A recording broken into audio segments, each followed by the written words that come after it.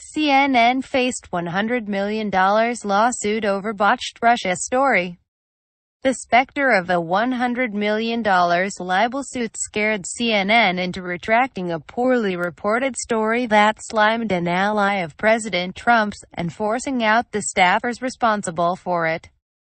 The Post has learned. The cable network's coverage of Trump transition team member Anthony Scaramucci came amid federal scrutiny of corporate parent Time Warner's pending purchase by AT&T, and the widespread belief among media execs that CNN President Jeff Zucker can't survive a merger.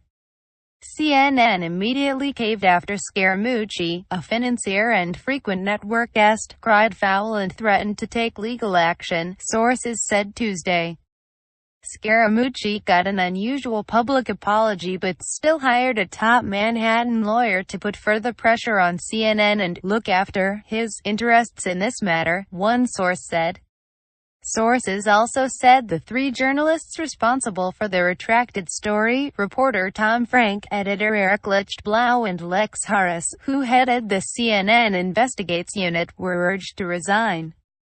They called them in and said they'd pay out their contracts, but they should leave immediately, one source said. Zucker was afraid of facing a high-profile suit from Scaramucci while the U.S. Justice Department weighs the proposed $85.4 billion media merger.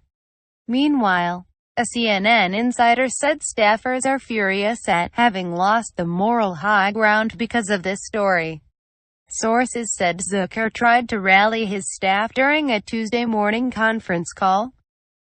Zucker stressed that this issue was a lapse in editorial standards and said it was a lesson to all reporters and editors to continue to strive for strong, accurate reporting, a source said. At last week's Cannes Lions Festival in France, where Zucker boasted that viewers trust CNN more than ever, rumors were rife that he'd be out of a job if the AT&T deal goes through. It's not just Jeff Zucker. All Time Warner executives are anxious about if they will survive the merger, a media source said Tuesday. What is interesting is that the AT&T execs who will decide who goes and who stays are AT&T CEO Randall Stephenson and AT&T Entertainment Group CEO John Stankey, who have a very good relationship with the current administration. Trump, a fierce critic of CNN, publicly opposed the merger during the campaign. Sources said Scaramucci, a frequent guest on CNN to defend the president, was treated like a star at Saturday's wedding of Treasury Secretary Steven Mnuchin and Louise Linton in Washington, D.C. Everyone at the White House has been high-fiving each other over Anthony's success in embarrassing CNN, one attendee said. Trump is thoroughly enjoying this. And Anthony got endless slaps on the back at Steve's wedding. The retracted story was based on a single, anonymous source who claimed the Senate Intelligence Committee was probing ties between the Trump administration and a Russian government-owned investment fund. The story, posted on CNN.com on Thursday, also claimed the Treasury Department was believed to be investigating Scaramucci over a purported January 16 meeting with the fund's Director General.